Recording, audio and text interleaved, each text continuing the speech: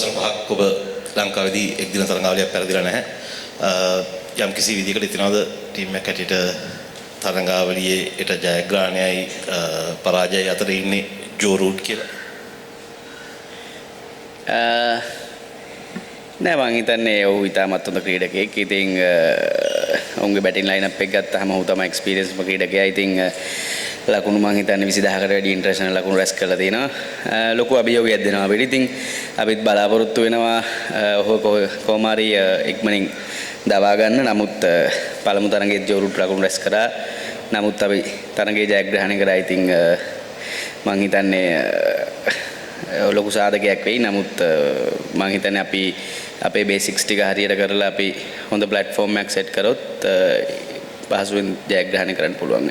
තනතිරු පරීක්ෂා කරන්න හැකියාවක් ලැබුණද?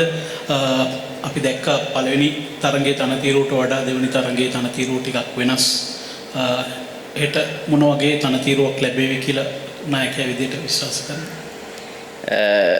ලැබෙන එක මට කියන්න බෑ. හැබැයි මට කියන්න පුළුවන් අපි බලාපොරොත්තු වෙන්නේ කොයි වගේද කියලා. ඉතින් අර පළමු තරඟයේ වගේම මම බලාපොරොත්තු වෙන්නේ නැහැ දෙවෙනි තරඟයේ වගේ තනතිරුවක් ලැබෙයි කියලා. මොකද අපි පළමු තරඟයේ 270ක් 80ක් රැස් කළා. කවුරුත් කැමති නැහැ ඊට වැඩි ලකුණු අඩුවෙන් රැස් කරන්න. ඉතින් මොකද බෝලර්ස්ලාට ටාගට් එකක් තියෙන්න ඕන. අපි මුලින් බැට් කරොත් බෝල් කරන්න. ඉතින් මම හිතන්නේ අවාසනාවන්ත ලෙස තනතිරුව වෙනස් වෙලා තිබුණා. නමුත් 220 කියන්නේ ඒ තනතිරුවේ ටෝටල් එක නෙමෙයි. මං දැවී යන වෙලාවෙත් මගේ ටාගට් එක තිබුණේ 250ක් හෝ 60ක් අතර ගානකට යන්න පුළුවන් කියලා. ඉතින් අපි අවසාන පන්දු වාර 10ට ලකුණු 47යි රැස් කරලා තියෙන. ඉතින් මම හිතන්නේ සාමාන්‍යයෙන් අපි 80ක් විතර ටාගට් එකක් තියා යන එක 47න් නැවතුනාම පන්දු යවන්නට ඉතාමත් අමාරුයි. පවන් රත්නායක වගේ ක්‍රීඩකයෙක් බැටිං ඕඩර් එකේ නම්බර 7 දිගටම ක්‍රීඩා කරන්න මොන වගේ සැලසුමක්ද තියෙන්නේ? මොකද ඔහු ගොඩක්ම ඩොමෙස්ටික් එක ගත්තොත් ඔහු මැදපෙළ පිටිකරුවෙක් හැටියට තමයි හොඳින්ම දක්ෂතා දක්වලා තිබෙන්නේ. ඇයි ඔහු නම්බර 4 වගේ ස්ථානයක try කරලා බලන්න බැරි? මොකද නම්බර 7 ස්ථානය එහෙම වුණොත් ඕල් රවුන්ඩර් කෙනෙක් ගෙනෙල්ලා ඔහු සෙටල් කරන්න අවස්ථාවක් තිබෙනවා. මොන වගේ සැලසුමක්ද තියෙන්නේ පවන් රත්නායකත් එක්ක මේ දින කණ්ඩායම තුල? මගේ අදහස මම හිතන්නේ තරඟාවලිය පටන් ගන්න කලින් මගේ අදහස මම මාධ්‍ය සාකච්ඡාවේදී කිව්වා. නමුත් තීරණය තනියෙන් මට ගන්න බෑ. ඒ තීරණය ඉතින් ඔයගොල්ලෝ දන්නවා සාමූහික තීරණයක් කියන්නේ. ඉතින් අලුත් තේරීම් කමිටුවක් ඇවිල්ලා ඉන්නේ. ඉතින් මමත් කෝචුත් ඒ හැම දෙනාගේම සාමූහික තීරණයක්. ඉතින් එතකොට අර වැඩි දෙනාගේ කැමැත්තට තමයි තේරීම් සිදු වෙන්නේ. ඒ නිසා මගේ අදහස මම ප්‍රකාශ කරා එදා වගේ. මම තවදුරටත් හිතන්නේ ඉදිරියේදීත් ඔහු බැටිං ඕඩරේ උඩට ඇවිල්ලා ඔහුට යම් කිසි වෙලාවක් තියෙනවා නම් හොඳයි. ඉතින් අපි try කරමු ඒක කරන්න. චරිත තරඟාවලිය පුරාම එංගලන්ත දගපන්දු යවන්නම් කියන ඔබ මොකක්ද හිතන්නේ? අපි දැක්ක දෙවෙනි තරගෙත් ඕගොල්ලෝ ඒකලෝ පන්දු වාර 40 ගණන් කැවුවා. ජෝ රූට් අවසන් පන්දු වාරේ කඩු දෙකක් ගත්තා. ඔබ මොකද හිතන්නේ? අතරම එංගලන්තේ වගේ බටහිර රටක මේ දඟපන්දු යවන්නන්ගේ දක්ෂතාවය සම්බන්ධ? මම හිතන්නේ ඉස්සර වගේ නෑ. දැන් ගොඩක් රටවල් දඟපන්දු යවන්නන්ට හොඳින් ක්‍රීඩා කරන්නත් දඟපන්දු යවන්නන් වැඩියෙන් යොදා ගන්නත් පුරුදු වෙලා ඉන්නවා. මම හිතන්නේ ඉස්සර තමයි අර ඒ රටවල් කට්ටියට ස්පින් සෙල්ලම් කරන්න බෑ එහෙම එකක් තිබුණා. නමුත් ඔවුන් දැන් හොඳින් ක්‍රීඩා කරනවා ස්පින් පිචර්ස් වල ඇවිල්ලා. ඉතින් අපි try කරනවා වගේම ඒ වගේ රටවල් වලට ගිහිල්ලා සීම් ස්විං වෙන කන්ඩිෂන් වල හොඳට බැට් කරන්න ඒගොල්ලෝ try කරනවා. ඉතින් දඟපන්දු යවන්නන් ගොඩක් ඉම්ප්‍රූව් වෙලා තියෙනවා. මම හිතන්නේ එයාලගෙත් දඟපන්දු යවන්නන් කිහිප දෙනෙක් ඉන්නවා. මොකද දැන් ගොඩක් ලීග්ස් සෙල්ලම් කරන නිසා ඒ හැමෝම තමන්ගේ ගේම් එක වැඩිපුර ඉම්ප්‍රූව්මන්ට් එකක් අරගෙන තිනවා. ඉතින් ලොකු කරටකර සටනක් යන්නේ මං හිතන්නේ. මොකද ඇඩිල් රෂීඩ් වගේ ක්‍රීඩකයෙක් ගත්තොත් අපේ ඉන්න දඟපන්දු යවන්නන් ඔක්කොටම වැඩි ක්‍රීඩා තරඟ සංඛ්‍යාවක් ක්‍රීඩා කරලා තිනවා. මං හිතන්නේ 150ක් හෝ 200කට ආසන්න තරඟ සංඛ්‍යාවක්. ඉතින් අත්දැකීම් සෑහෙන ගොඩක් තියෙනවා. මං හිතන්නේ හෙට හොඳ ෆයිට් එකක් තියෙවි කියලා මැච් එකේ. හරි කාසිය වාසිය දිනාගෙන තරඟ දෙකේම පළමුව පන්දුවට පාර දෙනවා. මොකක්ද මේකේ විශේෂත්වයක් තියෙනවද? මම හිතන්නේ රෙකෝඩ්ස් වල වෙනසක් තියෙනවා. මේ ක්‍රීඩාංගණයේ මුලින් පන්දුවට පහර දෙන කණ්ඩායම වැඩිපුර අවස්ථාවක් ජයග්‍රහණය කරනවා. ඉතින් ඒක නිසා තමයි ගොඩක් කණ්ඩායම් මම හිතන්නේ අපි වගේ මෙයාලත් ඔස් එක දිනනවා නම් බැට් කරන්න තමයි ඉන්නේ. දෙපැත්තක් තියෙනවා. ඉතින් අර ඩිව් ආවොත් රෑට සමහරලාට පිච් එක සෙටල් වෙන්න ඉඩ තියෙනවා. නමුත් පළමු තරඟ දෙකේ එහෙම තිබුණේ නැහැ. ඉතින් බලාපොරොත්තු වෙන්නේ මුලින්ම අනිත් එක තමයි පළමු පන්දු වාර 50 අපි ක්‍රීඩා කරද්දී මෙහි පිච් ඉක්මනට මං හිතන්නේ ටයර්ඩ් වෙනවා.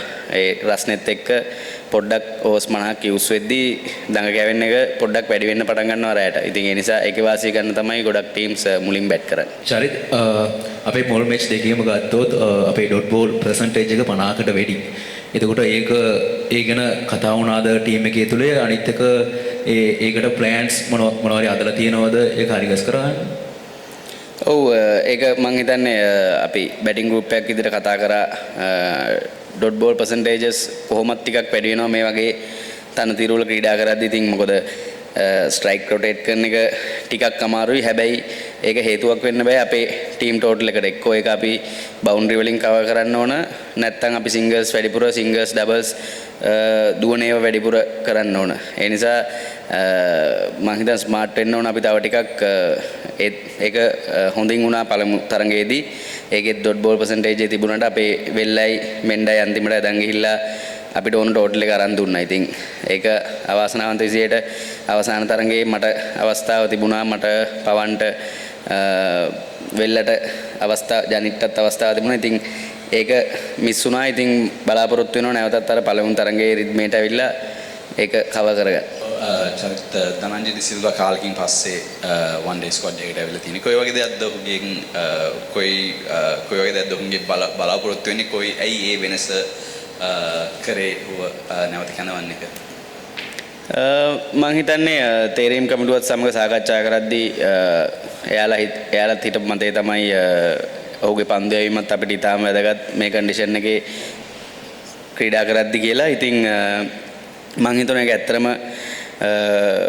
ලොකු වාසියක් තියෙනවා ඔහු වගේ ක්‍රීඩකෙක් ඉන්නලා මේ වගේ කන්ඩිෂන් වල. මොකද ලේසියෙන්ම ඔහුගේ පන්දු වාර 10ම යොදවන්න පුළුවන්. ඉතින් අපි දැක්ක කලින් තරඟයේත් කඩු දෙකක් ලබා ගත්තා ඔහු පන්දු යවලා.